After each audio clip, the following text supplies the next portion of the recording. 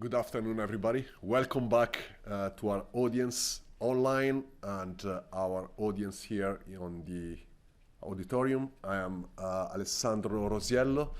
I'm a member of the Entrepreneurship and Innovation group here at the Business School at the University of Edinburgh. I'm also an entrepreneur. I still sit in the board of directors of 3 businesses I've started.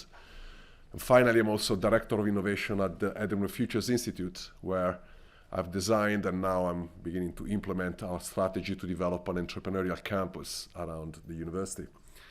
It is my absolute pleasure to introduce this distinguished panel, and in particular, Joanna Young, with whom I worked in the past. We co-developed courses for our MBA students and also undergraduate students. So Joanna, I leave the floor to you to intro our plan. Thank you very much, Alessandro. I'll just do a little round of applause. So thank you. So thanks very much, Alessandro. Pleasure to be here, everybody. I'm really looking forward to this panel session we're going to be talking about today about entrepreneurship and the impact it can have. I'm absolutely delighted to be joined by 4 people on the panel. So we have Farai, Steve, Jack, and we have Victor. If Victor can hear us, I think, yep, there he is. So we've got Victor joining us virtually as well. So we're going to talk about starting a business, we're going to talk about running a business, experience, impact, all these different aspects. And I'm going to ask each member of the panel to introduce themselves in a second or two, just briefly, and introduce their business. What I wanted to do quickly as well is just ask the members of the audience, I don't know if the virtual audience can vote or not, but if you can, please do. Who in the audience has started a business before? Just seeing if we can find any entrepreneurs in the room. Oh, yeah, okay, cool. So I think we've got a good 10 hands or so going up there at least, if not more than that. Who has run a business in the past? Anyone? Yeah, a few more people as well. Yeah, okay. Who would like to start one in future? Ah, more hands. Okay, great. That's what we always like to see. Sorry, virtual audience, if you were responding there. Hopefully we can input to that a little bit later.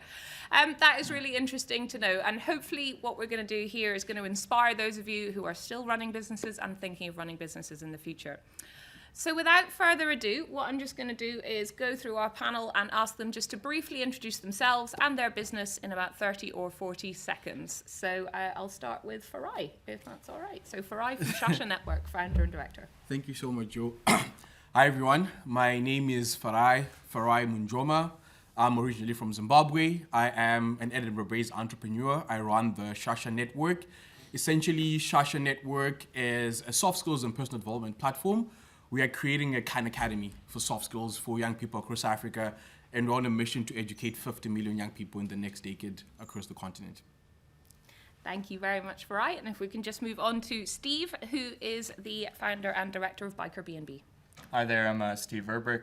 I'm a graduate of the MBA program here, class of 2020. There's a few of us in the audience, so hello. Like Joe said, I'm director of and founder of Bikerbnb. It's a motorcycle-friendly booking platform. We lead motorcycle tours across the north of Scotland and Spain, offer motorcycle hire, and really kind of the one-stop shop for people on 2 wheels, and hopefully maybe teach you how to ride a bike someday and go on a package holiday tour with us. Thank you very much, Steve. And then I'll just invite Jack as well, who is you also founded and ran a business called Student Plus, I believe, and also you work with Edinburgh Innovations here as well. I did, indeed. Hello, everyone. I'm Jack. I graduated from the University of Edinburgh Business School in 2019. I'm currently Enterprise Officer with Edinburgh Innovations, so that's the university's kind of entrepreneurship support service. I actually got involved with them as a student founder when I started my own company, Student Plus. So it's kind of nice to be on both sides of the ecosystem. Thank you very much, Jack. And Victor as well, I'll just hand over to you. Victor is the founder and CEO of Carbon Glance. Hi everyone, sad not to be there present, but thanks a lot for the invitation. I'm Victor Pérez. I actually graduated from the university 2 years ago. And at Carbon Glance, what we are doing is we are turning emissions data into monetary units to help companies integrate carbon pricing intelligence into their decision-making processes. Thank you very much, Victor. So that's just a short overview of everybody's business. What I'm going to start off with, we're going to start looking at those very first steps, what inspired people to start their business. So the first question I'm just going to throw out there, and I'm going to throw it out to Farai as well, just because you're next to me here. What prompted you to start a business, and what were the sort of push and pull factors that got you to start Shasha Network? Thank you, Joe. So Shasha means champion in my native language of Shona. And essentially, we are on this journey to make every young person realize that they can become a champion in their own journey. And my journey started off in 2009. I don't know how many of you know about Zimbabwe, but we had hyperinflation. So too much money chasing too few goods. So that meant that the economy was literally screwed up. And for the first time, we couldn't afford to even drive to school because fuel was not existing. And I had to be withdrawn from school. And because I grew up on a farm, my parents said, hey, you are going to help us sell chickens. Now, if you've been at a local African market, you know what it looks like. There's so many people selling the same type of chicken. So what makes you really stand out? It's you need to remember the person's name, you need to remember who buys the most chickens. And if you have a bicycle, you can go to their house and deliver those chickens before they come to the market. So I was 12 years old at that time, and I was in this place where education was something that was almost being denied from me because we couldn't afford it. Fast forward, I was able to raise enough money, so actually outsell chickens from everyone who was on our farm, because everyone would come to the market and see this young person with a bicycle and chickens. And then I went back into school, really performed well. One day, an alumni from my high school got a scholarship to study at MIT, and he was doing well. Oracle had given him a full contract. He was doing study abroad in Hong Kong. And then when you were speaking to him, I was like, my idea of success is I need to go back home, buy more land, and sell more chickens. But this guy has never done computer science. That MIT, they're working with Oracle. What self-limiting beliefs do I have on myself that are not making it possible for me to achieve my goals? So Shasha was actually started when I was still in high school. So in 2014, started working with Shasha Network under the Junior Achievement Program, which is similar to Young Enterprise Scotland here in Scotland. And I've been, workshopping that idea throughout until coming to the business school under a MasterCard Foundation scholarship. Finally, Joe was actually my dissertation supervisor. I worked on it as my business plan, and upon graduation, incorporated as a Scottish nonprofit. And now we're based here in Edinburgh, and we're actually opening up our first sponsor partner in the US so that we can galvanize all the support and work to help young people in Africa achieve their fullest potential. So that's the short and long story about it. Thanks, Farai. And I remember it was great fun being a dissertation supervisor because you knew exactly what you were doing, so it was very easy for me. Thank you very much, Farai. So you started very young and right in school, so it's something you've done sort of all your professional career. And I wonder, Steve, did you start as early, or were you doing other things? How did you start your business, and what were the push and pull factors for you? I actually started the business through my MBA program here. So as part of my capstone dissertation, I wanted to do something with technology and motorcycles. I'm an avid motorcyclist. I've been riding motorbikes since I was a kid. I'm probably half the reason why I moved to Scotland was just to ride bikes, to be honest. It's one of the best places in the world to ride. It happens to have a good school, so here we are. And as part of my dissertation, I just kind of did a quick filter to see where are booking platforms and which ones are bikes. Went on Instagram like people do, and I found something called Bikerbnb, and that's how I met my two co-founders. And I approached them and I said, I'd like to use Bikerbnb as a case study. I'd like you to scale and be successful. How can I help you? And at the same time, can I maybe peer underneath the hood here and see, use you as kind of a hands-on learning experience. Just a few months of doing that, I realized this is what I wanted to dedicate myself to. And so quickly we took something that was just really just kind of like an Instagram handle and turned it into a business. I mean, it took a lot more because unfortunately that was January of 2020. We all know what happened shortly after that. Travel and tourism sector was impacted greatly, but I mean, part of being an entrepreneur is being very resilient. When people tell you no, you just continue on. You got to be stubborn, make some sacrifices along the way. But ultimately, it's a passion project. And so we've tested and tried and iterated, and what started off as focused primarily on accommodation has now grown to include tours, because during the pandemic, accommodation wasn't possible, but we could ride a bike, and the same thing with the bike hire.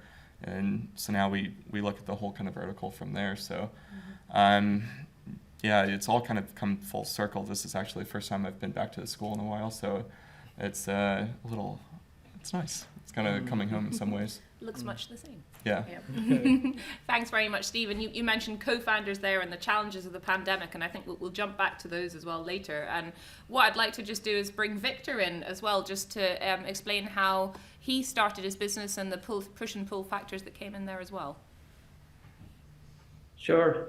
So, I mean, to understand the reason why I started Carbon Glance, I should go back a few years ago, because I spent around 3 years trying to understand how I could contribute to solve the climate challenge. I first did that from a legal perspective back in the Netherlands, and then actually I ended up in Edinburgh at doing a master's there in climate change finance and investment. And soon after that, I got some experience in the market, working at the European Investment Fund, only on sustainable finance. And that kind of gave me a clear picture of what does not contribute to the climate transition and what does contribute to the climate transition. And so that's kind of why I decided to start Carbon Glance, because the conclusion reached was that at the end of the day, this will all rely on economic incentives, what we call carbon pricing. And so I said, okay, why not give it a chance? Why not try to find a way of creating a product that brings this intelligence to the market? Because at the end of the day, carbon pricing, for those not familiarized with this concept, are regulations that oblige companies to pay for their greenhouse gas emissions, but they create economic incentives. And so my conclusion was, we need to bring those economic incentives closer to the companies that are polluting or contributing to the transition, and we need to make sure they integrate those into their decision-making processes. That's the only way it will work. It will not work only through ESG ratings or any other form of fancy products. So long story short, that was the rationale, that was the motivation. And at the moment we are executing that first vision and trying to take it to the next stage. That's great. Thank you very much, Victor. And I think I'll just segue nicely into co-founders at this point. So I'll maybe stick with Victor actually at the moment, because you mentioned that you've started. And did you find the business with other people or primarily yourself? How have you done that? Yeah, so essentially I started alone, but I soon realized, especially if it's your first entrepreneurial experience, you need co-founders in the team. You need to find people that can bring different ideas, different perceptions, different skills to the table. That will increase massively your chances of success. So I started to look for co-founders very soon. And today, in fact, there are 5 co-founders. All of them are really skilled. We bring different profiles and different skills to the table. And yeah, I think having co-founders is a great asset. Yeah, absolutely. So what I might do is just open that up and ask Jack first. And I know you probably see lots of businesses come through Edinburgh Innovations because you work in the enterprise side. And do you see people starting as teams or individuals more often? What's more frequent? Individuals. I think we see more individuals come through. And part of my role at Edinburgh Innovations is supporting non-technical founders, either develop technical skills or find technical co-founders. Being in the business school and actually coming from the business school, I very much was that non-technical founder with a brilliant app idea, but no skills to actually make it happen. And so I did have to learn the hard way how to find or how to actually bring a technical product to life.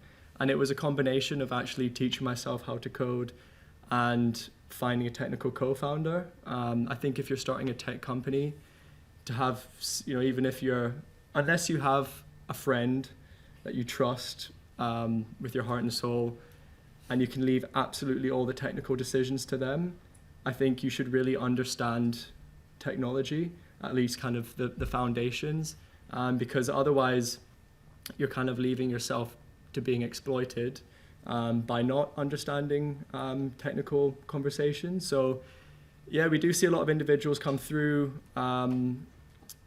Generally, part of what we do is, try and support them to find technical individuals and give them kind of the guidance and resources as well to kind of learn how to become technical themselves. Absolutely, yeah. And so Steve and Farai, do you have any thoughts? You've had co-founders, I think you both mentioned that. How did you go about choosing them? Or I think Steve, you mentioned a bit there. But. Yeah.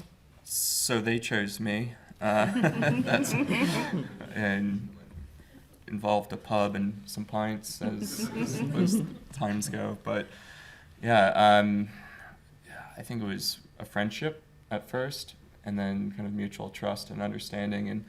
And without co-founders, you can't do everything yourself. I think that's one of the things I tried to do, but it's impossible. And without support system, without co-founders, you're just going to set yourself up for failure. So I would say find people who complement your skill sets, but also that you can have the really difficult conversations with, and those that share similar philosophies, and that you can take kind of a long-term perspective and view with, because it's a marriage in some ways. If you share equity, these are relationships that will continue on for many years or potentially decades if you're successful, and have very important ramifications.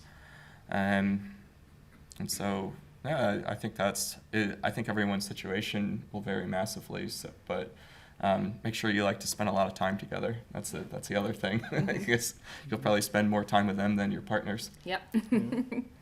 Yeah, Right. I think in my case it's quite different because I started Shasha when I was 18, 17. So pre-college, I had a very big team of my buddies. And usually, people wanted to be part of this thing because it was the cool thing to do. The local newspaper in Zimbabwe put us on the front page, and everyone wanted to be part of that. But as you grow older and you realize that people then start to go for all these paths. I want to go to med school. I want to go to engineering. And I think I've kind of been able to have these multiple relationships with founding members and committed people at different stages of the work, because we're also a non-profit. And, a year ago, I had two brilliant people who I was working with, one based in San Francisco, one based in Zimbabwe, really smart guys. One guy woke up, Lion Tree, which is an equity company based in New York, offered him a job. Second guy, Deloitte came, offered him a job. And I think, with the kind of mission that we're working on with Shasha, we're not looking to make so much money at the beginning. So we're really looking to build more of a tribe. So I kind of have a tribe of people that I now work with, which range from a 65-year-old male white guy in San Francisco to a 17-year-old young woman sitting in Nairobi. So it's trying to build the company around the tribe of people, specifically because of the nature of the work that we do. I think that has really helped us. I would really love to have a co-founder, but I think it has also opened me up to trusting people the moment they walk into the company. And they work for a couple of months, and I'm like, hey, there's a big opportunity. Do you want to work on it? And then you start to promote people and trust them more with more responsibilities. And now, we're a team of 7 people, based across, the UK, Zimbabwe, Tanzania, and the US. So that's how we've kind of started to grow. And we've got a board of trustees as well, which bring all that wisdom and knowledge to sort of continue the journey going. So I've been in multiple relationships. But I think that also sets up very nicely for one of the next questions I was going to ask you. And how do you measure success in the business? And you say you're a tribe. It's not necessarily all financial. That's obviously a component, but there will be other things as well. So how do you measure success then? Yeah. Farai? So as I said, we're trying to create a Khan Academy for soft skills. And I think one of the things that, I'm talking about Africa, but I'm seated here in Edinburgh, is we're trying to create an interscalar model. When you look at how sort of like development work or impact work has happened in the world, is you either have a deeply rooted social enterprise in an African country, but it's very disconnected from what's happening globally. Or you've got a global fund that has so much money, but they don't know how to spend it when they go to Africa.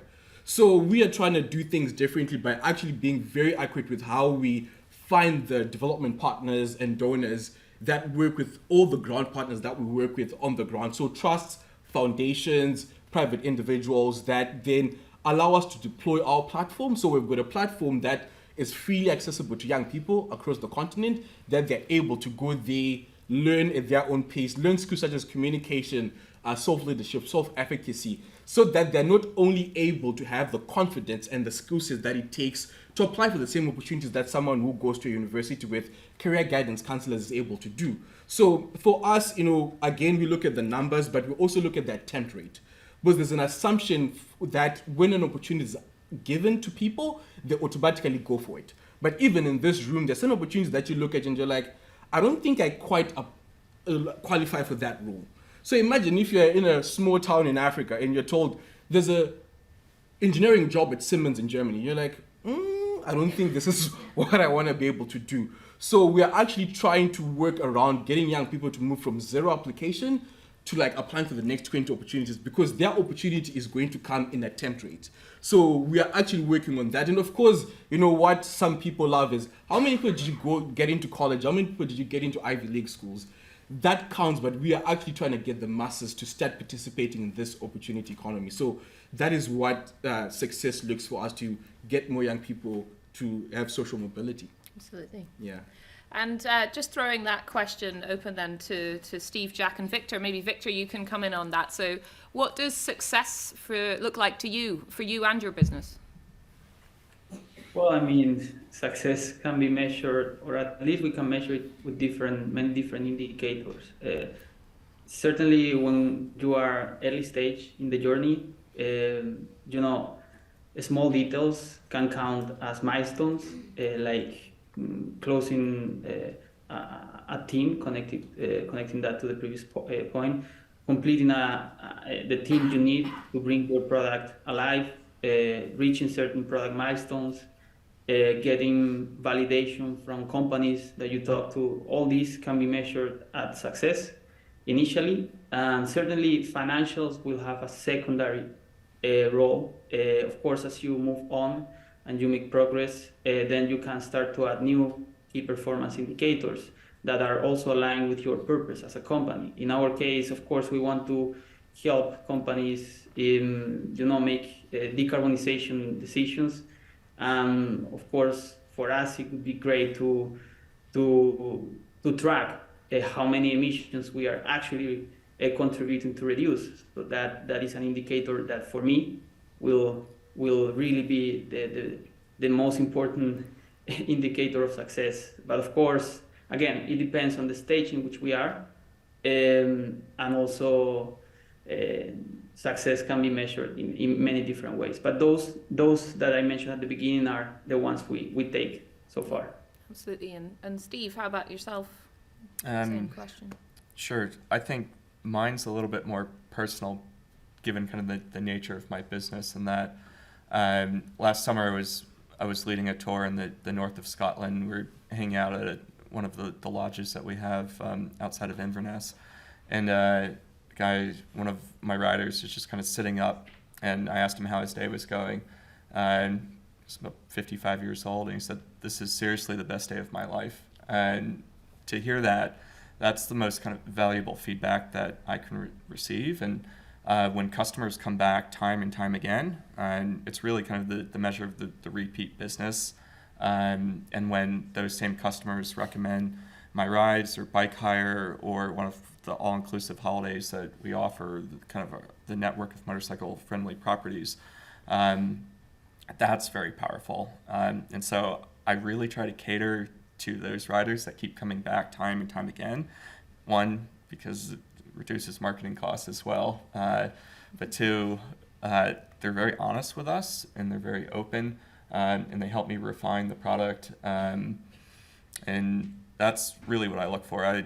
I would say there's a lot of easier ways to make money. If I was purely kind of profit seeking, I would be in a totally different line of work.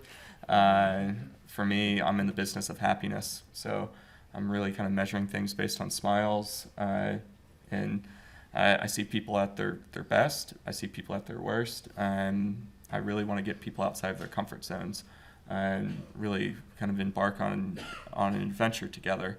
And when they come back and they said, okay, that was the best ride that I've ever been on, that's the coolest thing I've ever done, like, that's it, hands done. Like, I've done my job, game over, I can go home, and we can pack up in a couple of weeks. Yeah, absolutely. So you're really getting that validation through your customers immediately, and just that really strong passion coming through as well. I hope you have that as a testimonial as well, best day of my life, somewhere on your website. Check out the website. That's it. But it's an absolutely really good point as well, about, if you wanted to make money, there are other ways to do it. I always thought that, you could be a commercial lawyer, an investment banker, finance. Making a lot of money is your aim. There's probably easier ways to do it than entrepreneurship, absolutely.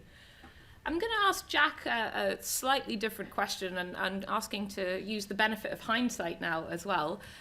Is there a specific situation that you think, looking back on running your business, when you think you might have done something differently?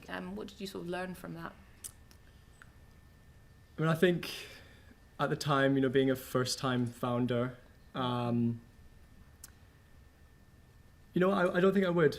I don't think I would have done anything differently. I think, reflecting back on it, if I had known how difficult it was going to be, I think naivety is actually sometimes a strength when you're starting out a company. And I think, like, reflecting back on kind of my experience with Student Plus, even though ultimately we closed the business down, we learned so much through that, and very much it is my ambition to start another company one day.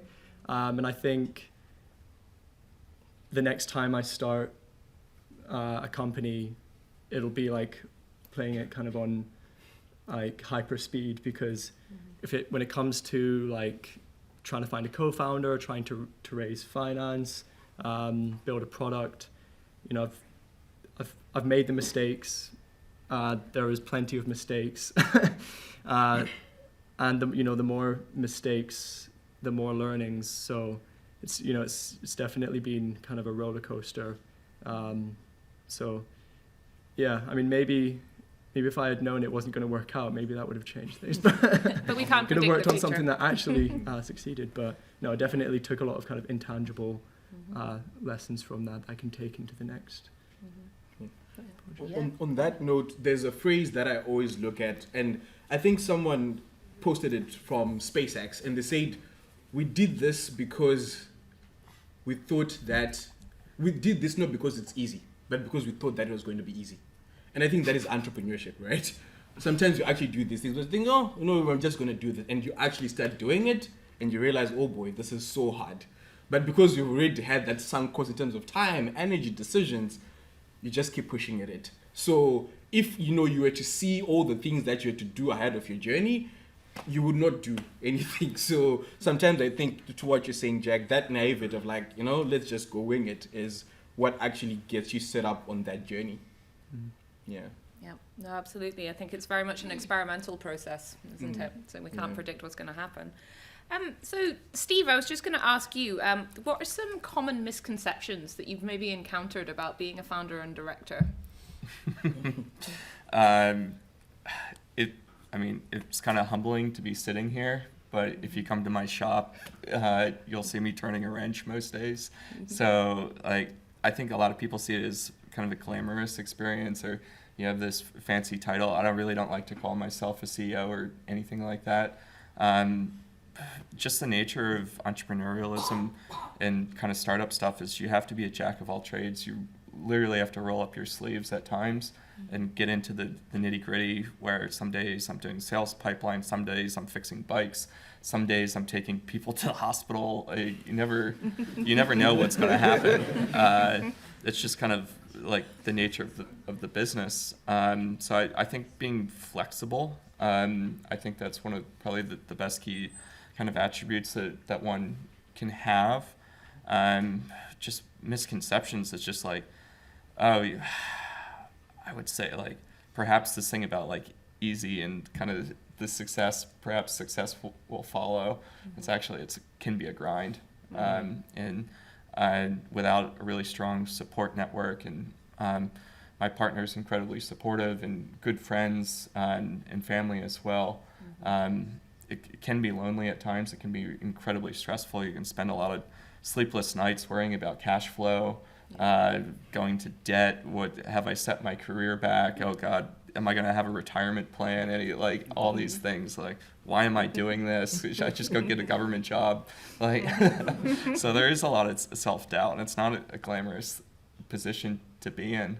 Even if after you exit, maybe some decisions you made around the way, you might have diluted all your equity away, or you're not even in a kind of business. You might be running a not-for-profit that's not profit-focused as well. So I guess it all really depends. Absolutely. And Jack, do you tend to see that when you see other entrepreneurs come through the EI process? There's any misconceptions that maybe pop up occasionally? Or similar things to like what Steve was saying?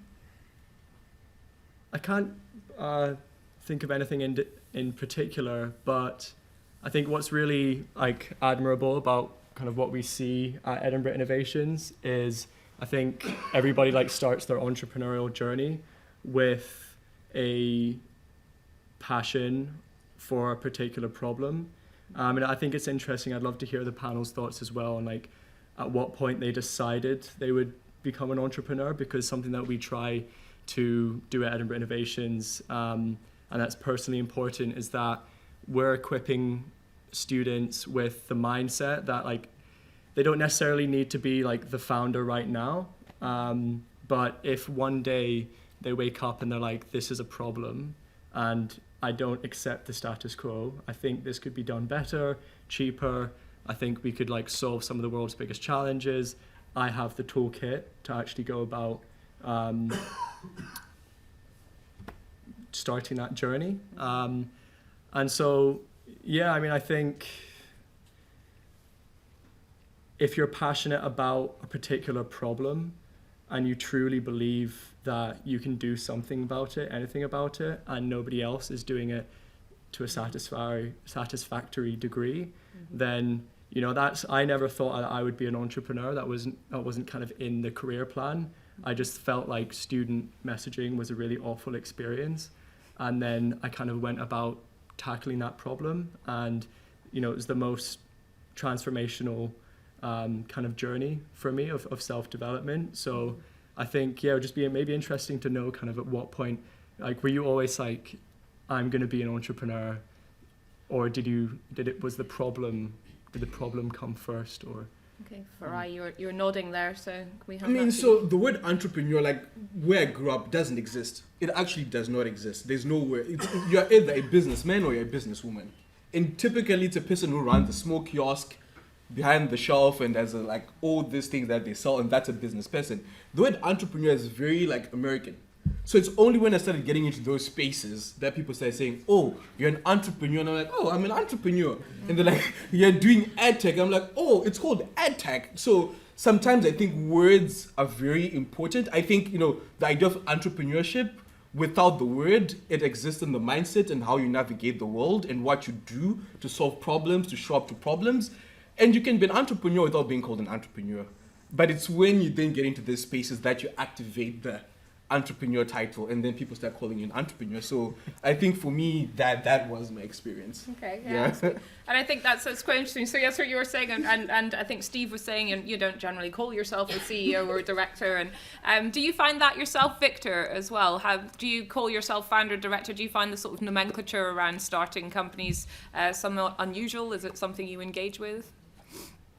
Well, I mean, I still find it a bit weird to use the title CEO, even co-founder, because this is something new. Of course, I am a very product centric founder, if you want. I'd like to get involved into the specifics of what we do, rather than perhaps getting so much into the business side. So I'm still, getting used to that, but. You know, it's something you get you need to get used to it.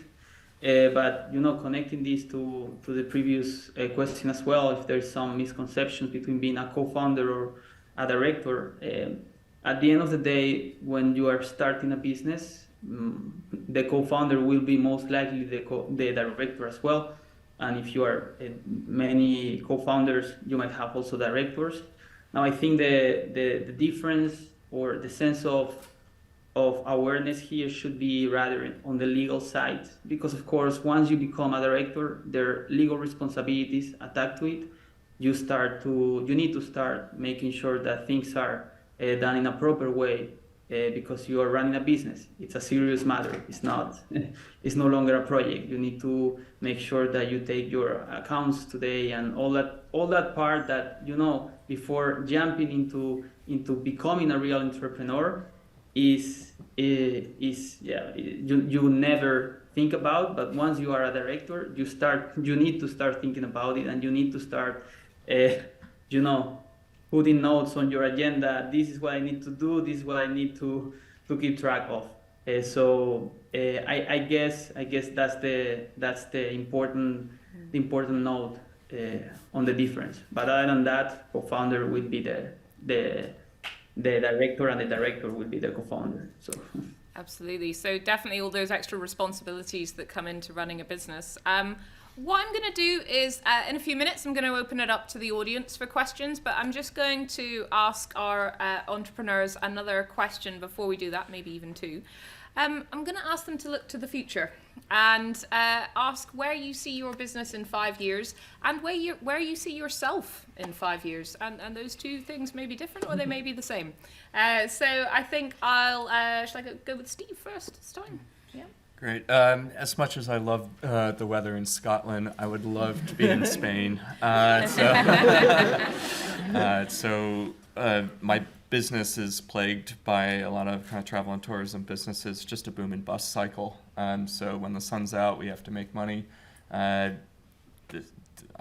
Pretty much from April through September, I'm working 6-7 days a week. So I'd love to enter less seasonally affected markets where I can have a little bit more kind of a relaxed schedule. So last September, we entered the Spanish market. So I'm leading tours from Barcelona and working on standing up a rental shop there. But eventually I would like to basically have a headquarters in different Bikerbnb hubs on every continent. So you could go from the Far East to North America and continue to experience our different tours and different options and hire a bike, and really have a kind of a family brand of products and trade under that, and have that really global brand recognition. And that's something that we're working to, but right now it's really just kind of a piecemeal thing. I think personally, I love the tours. It's a lifestyle business. This isn't something that I'm looking to have from an exit from in 5 years and move on to my second or third career. This is something that I want to continue to do for the rest of my life. I like to connect. I do it because I am able to connect with like-minded people and kind of share similar interests with them. So hopefully I'm able to continue to ride and enjoy the experiences, the outdoors, good food, good drink, continue to travel and see everything that the world has to offer on two wheels. Absolutely. So I'll just hand that to Farai then. Where do you see the business and yourself in 5 years? So I think for the business, for the next 5 years, I think there are three things for the business, and then of course what I'm thinking for myself. I think the first thing for the business is we are really obsessing over this idea of early talent identification. Like the average age for someone in Europe, Germany, we're looking at 38, right? Plus. The average age for someone in Africa, you want to guess how old they are? Who knows the answer? 19. If you go to Uganda, it's as young as 16. So we have a very, very young population, and we're going to have 2.5 billion people in Africa by 2050. So we've just had a partnership with Schmidt Futures, which is founded by the former CEO of Google, Eric Schmidt and Wendy Schmidt, and they're investing heavily in early talent identification and looking for really different ways that we can get young people that are smart. I believe that there's someone in Africa, in Zambia, in Uganda, who has an idea that can accelerate the information that we need to identify cancer vaccines, but they will never make it to Pfizer's lab if we don't create that pipeline. So we are really investing heavily in opening the doors for all these young people, because Africa is not just an African problem, it's the world's problem. The young brains are going to be in Africa. So we are really investing heavily in partnering with all these philanthropies to invest heavily in early talent identification. That's the first thing. The second thing that we're really looking at is how do we think about internet accessibility now that, we've got Starlink, right? So instead of you depending on, usual on the ground, beaming signal stuff, how do we get to connect African schools to Starlink websites and twin them with European schools so that they start to build all these cross Atlantic, cross Mediterranean connections, and we use the Shasha platform as sort of like the anchorage to build these relationships for young people to start creating solving problems together. And I think we are trying to build an endowment for £25 million. I don't know where that money is going to come from, but that's one of the things that we're really trying to focus on so that we are able to impact 50 million young people. And I think for myself, I grew up in a farming community. I've always enjoyed being in a small place. So I see myself, in between teaching. So I actually enjoy teaching, but also, on a farm with some rolling hills and goats and, fermenting cheese. That's what I'm looking forward to when I'm not working really hard. Yeah. With remote working these days, you could probably exactly. Absolutely. Thanks, Farai. Yeah. I'll just throw this over to Victor as well. So, where do you see yourself in the business in 5 years?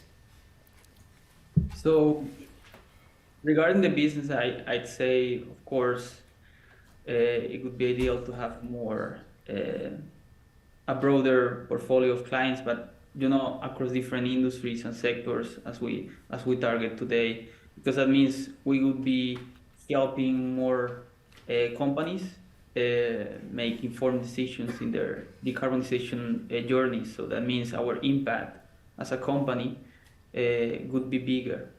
And myself, I hope, of course, I could be continue as a co-founder and director in Carbon Glance. But if not, I'd love to be in a position where my professional interests are aligned with my personal ones. Mm-hmm. So I want to work somewhere. I want to be somewhere where I believe in what I do, and I do what I believe. And that's exactly what I do today at Carbon Glance. So I hope I can continue this in the future as well. Thank you very much, Victor. And last but not least, Jack, do you see yourself starting something else maybe in 5 years? That's the plan. Yeah. I'm very passionate about kind of career readiness for young people, and Farai and I share that. So we do have lots of long conversations when we probably should be. Well, we both work at Edinburgh Innovation, so. And yeah, so I do think, one of the things that's great about my job is that, starting a business at university is such an ideal time to kind of experiment. And starting a business is a great vehicle to understand your career options, and also to kind of work on very practical. And we were just chatting out in the hallway. One of the modules that I did with you was a real world consultancy project. So I do think there's a need for kind of more practical work experience for young people, and both with company sponsored projects and kind of encouraging students to get involved in extracurricular projects as much as possible. Absolutely, create more entrepreneurs from the university. Yeah. Thank you very much. So what we're going to do now is open up to questions in the audience, both online and in person. So I think Norman is tracking the online side. So if you just give me a shout whenever you got anything. And we'll open it up to the room first. So does anybody have any questions? I can see, over there, I think. Hi, thank you very much for that, guys. It was very interesting for me. My question's for Farai. So I'm a master's student studying here at the business school, doing the business analytics program. I'm South African, and I've enjoyed the part where you focused on your role as an African here in the UK, working with people from all over the world. And I was wondering what advice you had for someone in my shoes who wants to take advantage of the opportunities in the UK and in the first world, but also at the same time leverage off of my experiences as a Southern African and the skills and sets and worldview that goes with that. Because I believe there is value in that, but there's also a dynamic of playing my part as a Southern African, doing my bit, using those skills. I think I'd like you to maybe speak to that in an advice kind of way. Thank you so much. And yeah, South Africa is our neighbor. I actually lived in Johannesburg in 2016, so love that country a lot. I think one of the things about being in Scotland specifically, right? I'm not in England, I'm in Scotland for a reason. It's because this country is very open-minded to the idea of conversation, right? I think there's no better country, at least in my opinion, in Europe, where, I've been welcomed. I've had people want to partner with me and provide a safe space for conversation and openness to dialogue from a place of curiosity than here in Scotland. And I think you chose the right place to begin with. And also coming from, the continent or even anywhere across the world, I think and coming to the first world, I think there's a lot of opportunities that exist, but also I think your perspective is very important. Not only you being positioned here, but the credibility that comes with you when you go back home and you tell people about what you've seen, what you've learned. I think you're literally an ambassador in a way. So if you look at what an ambassador does, that's what your job is, which is, accelerate the partnerships coming to the continent, play the education role. It's not going to be easy, completely. But you play a very strategic ambassadorial role, not only as a student, but also as someone that is representing a bigger context, right? And helping break down some of those misconceptions in an educational way. And I think this is the reason why, we've got a university platform where people are open to dialogue and learning. And some of the partnerships that are going to be instrumental in your business in the next 2-5 years are going to come from the peers that you are with today. So once, your colleague is now with Goldman Sachs and you want to raise investment, you call your buddy. That's how Africa gets investment, because you have been able to build those relationships. So if you come here and you don't build relationships, that's a misinvestment. So if you're coming from other parts of the world to this part of the world, focus on building relationships. You can get a first-class degree, good, fair and fine, but focus on building those relationships. But that's what's actually going to take to mobilize resources and create the impact that you want. So I hope that answers your question. Thanks very much, Farai. There was a hand. Did I see a hand, or was someone just scratching their head? Any more questions in the audience? Paul? Yeah. Sorry, I've asked a question in a couple of sessions already, but how did you, Jack, come to the conclusion to shut your business down? Was that really painful? And lastly, do you teach it as part of your program? Yeah, that's a great question. I think with our business, it was cyclical, and we had to get it right at the very start of the academic year. And so a lesson in actually perhaps like launching a product is we launched a product in maybe like 2018, and we thought we had to like absolutely get it right. And it was kind of a hack together mobile app that it was quite buggy. And we didn't quite get the traction that we needed. But we knew what we could still do to make things better. And so we got back to work, built out our team and made the product stronger. And it basically just got to the point where it's like we've done absolutely everything we can to make this happen, and we'll give it another go. And if we don't get the traction that we need to continue with the business, then we just need to call it a day. It was quite a difficult thing to, because it's such a massive part of your life. So to kind of move away from that, it did take a period of 6 months of kind of like reflecting, and a lot of my kind of personal value was associated to the business. But if anyone's kind of in that position, I do think it's such a great opportunity to like reflect on kind of what you've learned and where the next move is. And yeah, I think through kind of my own kind of journey, I've decided that I just enjoyed the process of starting a business so much.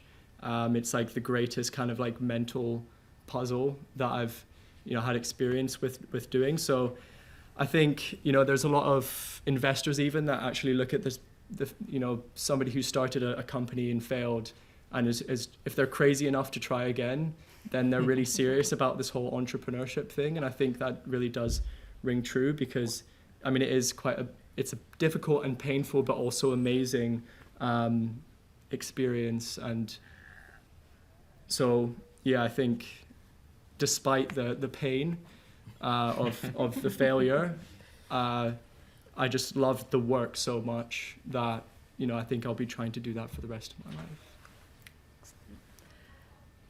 There was a question, lady at the front, just down here. Yeah. Hi, Rachel Morris, part of the existing EMBA cohort. Jack, people think we planned this, and I've actually never met you before. So going back to that pain, I'm sure everyone has had very steep learning curves, really painful lessons, but you've learned from them, you've overcome them. If you could speak to your previous selves or speak to any other aspiring entrepreneurs in the room, what would be the key golden nuggets of advice you'd give them to allow them to learn from those sores as such? Okay, who wants to take that one? Jack, you want to go first then? Yeah, sure. I'm kind of casting my mind back to the days of starting a company. I mean, I think ultimately I would, you know, going back to the whole kind of co-founder conversation, I think building out your team and trying to find somebody else who shares your vision is absolutely key in the early days, because I remember, I feel like I actually held off from trying to find a co-founder for longer than I should have done, because it's just way more fun when you've got company, when you bring somebody along for the journey. And yeah, once you actually have, when like you're starting a business, there's only so much you can chat to like your friends and family about it before they're just like, shut up. I'm just trying to drink my pint here. And so once I brought somebody on that was like passionate about what I was trying to do, just the ability to like kind of back and forth, like I've got all these things in my head, I finally have somebody that I can use as like something to bounce ideas off, was transformational. So I think just building, like turning it from kind of individual endeavor into something that you have like a partner or a team as early on as possible is, I think, really kind of helpful in hindsight. I think we have, more questions. So I'll just go up to the lady up there. Sorry, I'm way at the end. Hi, I'm Karen Turner, and I'm at the Executive MBA program now as well. So, Farai, you and I are going to have to talk. I'm a growth officer for an South African-based company, but this applies to all of you, and I'm just curious because as my company is in research and health, and we have absorbed entrepreneurial companies like yourselves into trying as affiliates. So I wanted to ask you and Stephen and maybe Victor, this applies to you guys, like when you're thinking of growth, I'm curious how you think about it, because there's different ways to grow, right? You can go to Big Brother and then have an investment come from a company like us. When you're going to Spain, Stephen or Farai, you want to go to Nigeria, are you going to franchise your model and have fellow Spanish and Nigerian entrepreneurs start your business for you because they know those environments and they can do well? Or are you going to hub it like a headquarters office and grow with your arm reaching into new environments and then making sure that your brand and your marketing maintains the way it should? Or do you want big brother investment? Or maybe it's a combination of both. Maybe you can comment on when you're thinking of your growth in your next 5 years. How are you seeing some of that work out? And we'll talk afterwards. I think we can start off with Victor online, and then it can come to Go me. for it. Yeah. Victor, do you want to go first? Sure, why not? So actually that relates to some previous points regarding, how you also measure success. For us at Carbon Glance, growing means, or we measure growth based on the number of companies at the moment that, start testing our product, because of course we want them to use it. We want to get the insights from them, and we want the platform, our product, to also drive decision making. So at the moment, that's how we measure growth. Of course, one other indicator that we have in mind is when, raising funding, raising the first round, raising your seed round. Of course, that's an indicator of growth, but sometimes it can be a bit misleading. Why? Because maybe you are raising some funds, but essentially your business is in the same position, or your valuation is reflecting something that might occur but has not occurred yet. Of course, that's the aim. And so for me, growth at the moment is essentially how many companies, how many clients we manage to engage with our product.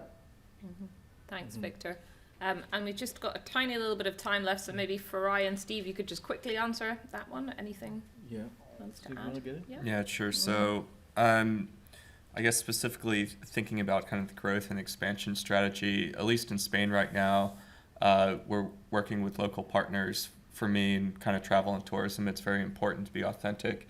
For all of our Scottish tours, all the food, drink, everything's very local, sustainable, and delicious. And when I look at kind of the next 5 years, I don't want Scottish people leading tours in Thailand. Like, that makes no sense to me. So I would like to operate under the same kind of franchise, the same brand, so that it's familiar, kind of the family brand of products.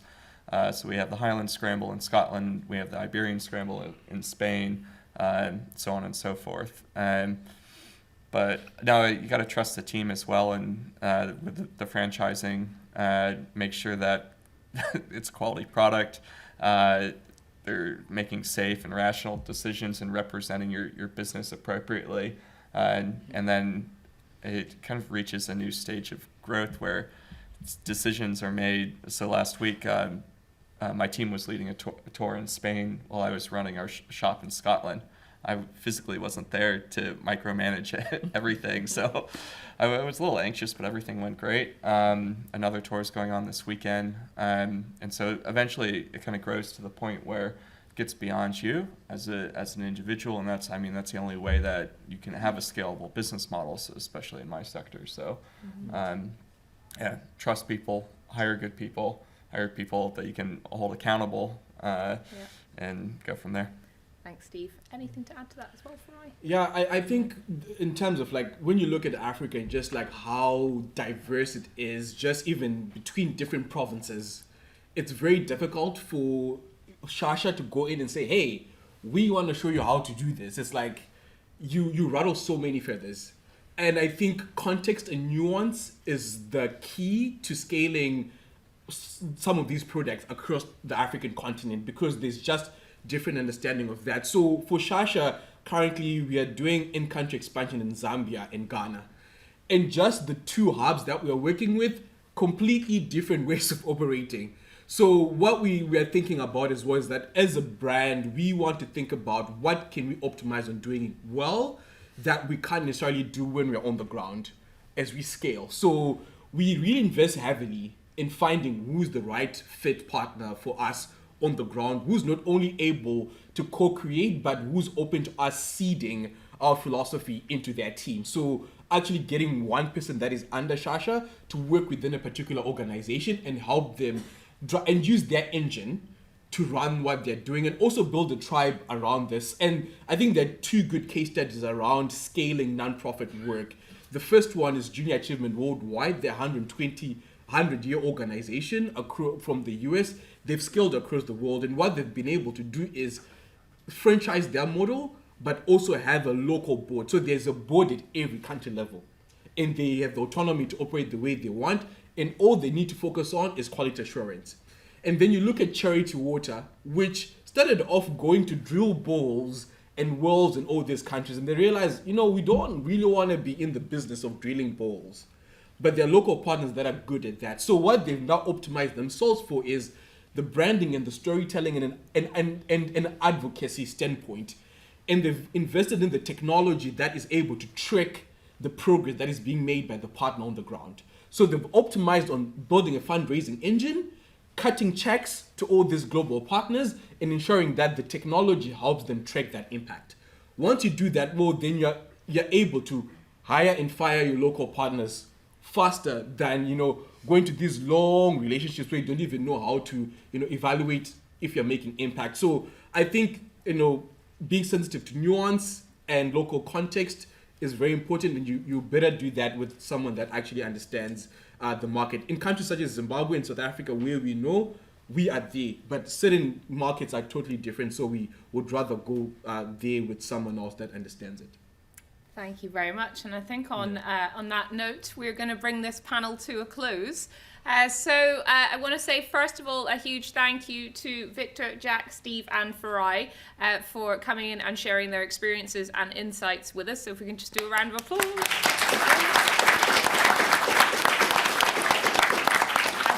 I know I have hundreds of other questions that I could ask them, but we don't have time to do that. But what we do now have is a short comfort break, and we're going to come back and we're going to hear from the keynote speaker at 6 o'clock, Carl Honoré. So if everyone wants to take a short break, and we'll be back in just under 15 minutes.